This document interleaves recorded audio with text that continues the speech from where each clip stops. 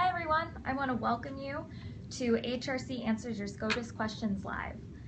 Thank you for joining HRC, the Human Rights Campaign, the nation's largest lesbian, gay, bisexual, and transgender civil rights organization. Today we have HRC's Legal Director, Sarah Warbelow, joining us. As Legal Director, Sarah leads HRC's team of lawyers and fellows focused on federal, state, and municipal policy. She also coordinates HRC's advocacy efforts and litigation affecting the LGBT community. Thanks for joining us, Sarah. Thank you, Haley. We're very excited to be here with you today, and thanks for taking time out of your busy schedule to answer questions. Today we're going to talk about what's at stake and all the potential outcomes in this historic case. And to our viewers, feel free to contact us. You can comment on Periscope or tweet at us at HRC using the hashtag #LoveCan'tWait. Great, we're just going to wait for a few more viewers and then we'll get started.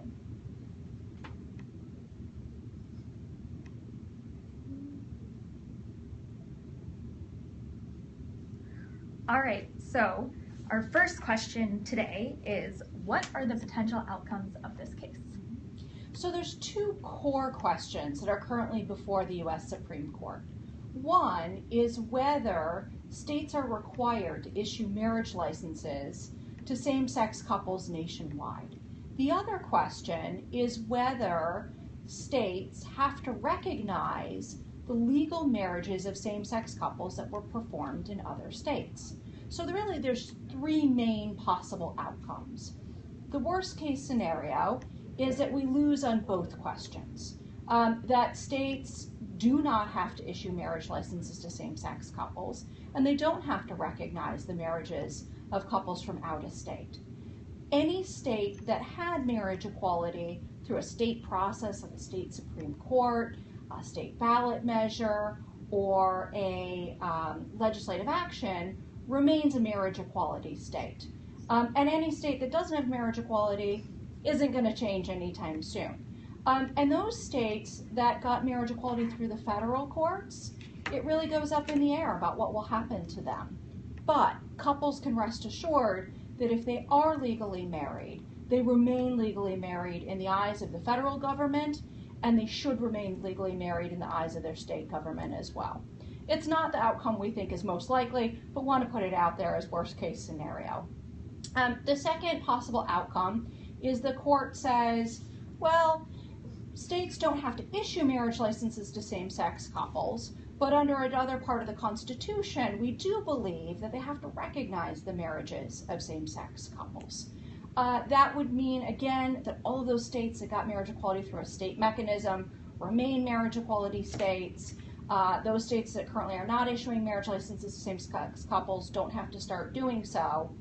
But if you've got a couple who got married in Massachusetts and moves to a state like North Dakota has to honor that marriage as part of their state legal system.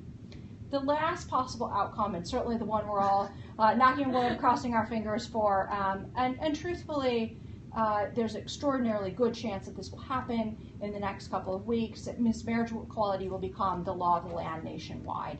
And it really becomes irrelevant at that point whether or not states have to recognize same-sex marriages performed in other jurisdictions, because these are legal marriages in every corner of the country. All right, that was a great breakdown. So another question is about the case. What is this case? So this case is actually a consolidation of 4 different cases. One from Michigan, one from Ohio, one from Tennessee, and one from Kentucky. It's known as Obergefell versus Hodges, after Jim Obergefell. Really, in some ways, about a luck of the draw. But we couldn't be more lucky to have such a wonderful face for the marriage equality movement. Jim Obergefell lost his husband to the debilitating disease ALS, and they could not get married in their home state of Ohio. Friends and family, really through an outpouring of love, helped them hire a medevac airplane to be able to take them to the tarmac in Maryland. And really right before John died, Jim and John were able to get married in Maryland. Jim was really devastated when he came back and discovered that he wouldn't be listed as John's spouse on the death certificate. It was humiliating. it was really a devaluation of their relationship. And on top of that, it really does have legal consequences as well. Absolutely. So if the court does rule in favor, that scenario 3 that you laid out, when would marriages begin? That's a little bit of a tricky question. In some states, we anticipate that state governors and attorneys general would order government officials to begin marriages immediately. And so in those 14 states where couples can't currently access marriage licenses, some of them may say, it's time, we're going to throw open the doors and we're going to let people start getting married. Other states may wait until there is an order from the district level court. That's the entry level court in our federal system. And so it could take a few days or a few weeks for those orders to come through. Depends a little bit on how much those governors want to drag their heels. Got it. Okay, so if the court does rule against marriage equality, like you said, what are the outcomes? What will happen next? So we know that those states that aren't issuing marriage licenses, they're not going to start issuing them. They're not going to be required to do so. But they really do need to be treating all legally married couples as legally married. It's possible there will be litigation over that. We've got really good precedent out of states like California, where this has already happened, and in other types of scenarios, but with a similar outcome in the Supreme Court itself. For organizations like the Human Rights Campaign, it means we're back with boots on the ground in every state that needs to get marriage equality. We're going to dedicate ourselves to doing the work that we've spent decades doing, renew those efforts, and doing so on a whole new playing ground. Now we've got more than 60% of the American public who support marriage equality. And that means a tremendous change if we do find ourselves having to go back ballot by ballot. Got it. Okay, so in your personal opinion, how do you think the court will split, or how the court will rule? I'm extraordinarily hopeful, not just because I want it to be true, but from a legal perspective, that the court is going to affirm that same-sex couples have a constitutional right to marry in all 50 states. The court has had numerous opportunities to stop same-sex couples from marrying. They could have stayed the decision in Utah. They could have stayed the decision in Virginia. They certainly could have stayed the decision out of Alabama. And in each instance, when the court had the opportunity, they allowed couples to get married. And that has real legal significance. If the court thinks that there is a likelihood that our opponents could win on the merits of their case, they're supposed to issue a stay. They're supposed to stop those marriages from occurring, and they chose not to do so at every juncture. Yep. Okay, so you just talked about how you think the court will rule, but and you mentioned the past cases, but how does this case differentiate from what happened in 2013 in United States v. Windsor? So United States versus Windsor was a critical first step. But at issue in that particular case was a federal law known as the Defense of Marriage Act. And the Windsor decision struck down Section 3 of that particular law, which prohibited same-sex couples who were already legally married from being able to access federal benefits and from being recognized by the federal government as legally married. So it didn't grant any couple access to marriage. What it did was said, if you are married, for every federal program out there, the federal government needs to recognize your marriage as valid. It was an absolutely critical key step on the way to the Obergefell decision. Got it. So a little bit earlier, you mentioned that in the coming weeks, but do you know when we can expect a decision? So the court will wrap up its session at the end of June. Every once in a blue moon, they will extend their session into July.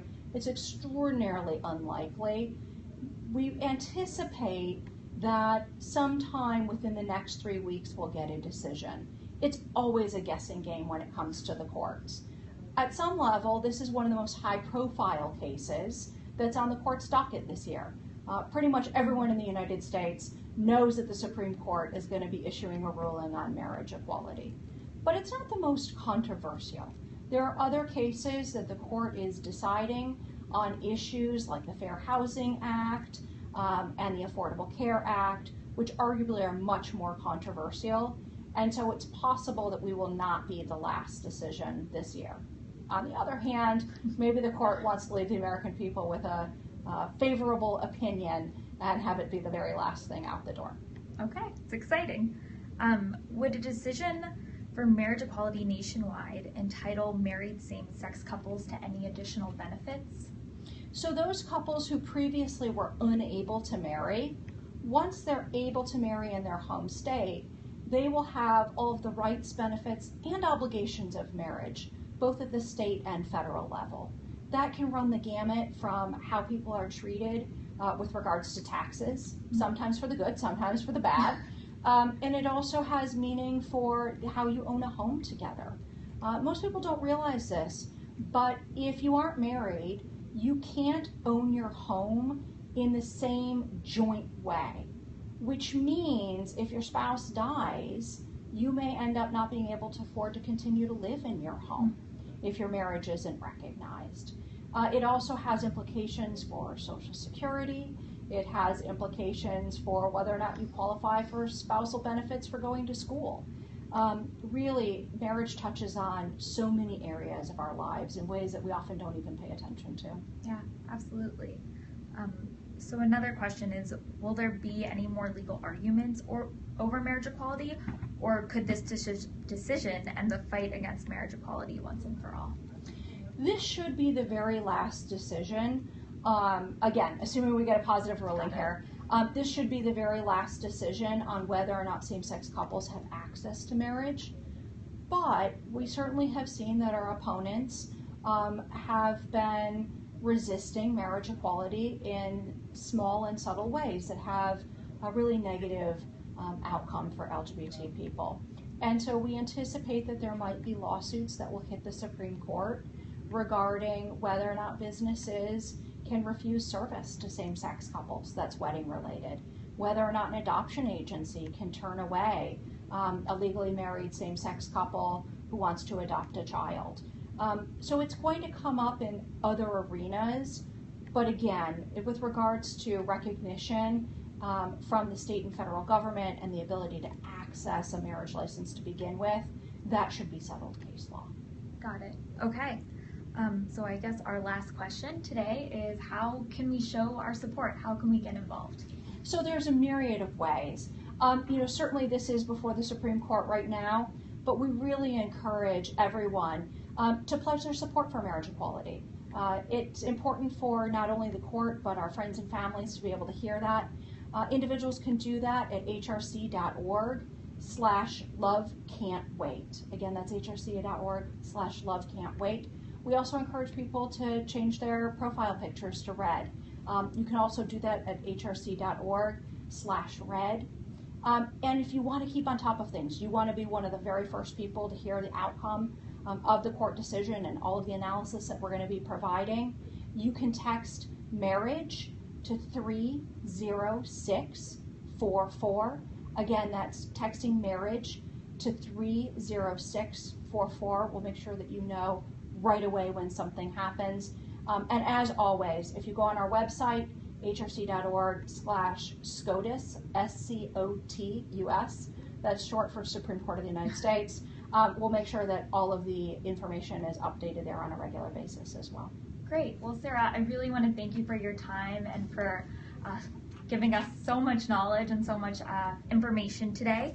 And if you have any questions online, you can go to hrc.org/SCOTUS and stay tuned for all breaking news from the Supreme Court of the United States at hrc.org/blog. Thank you.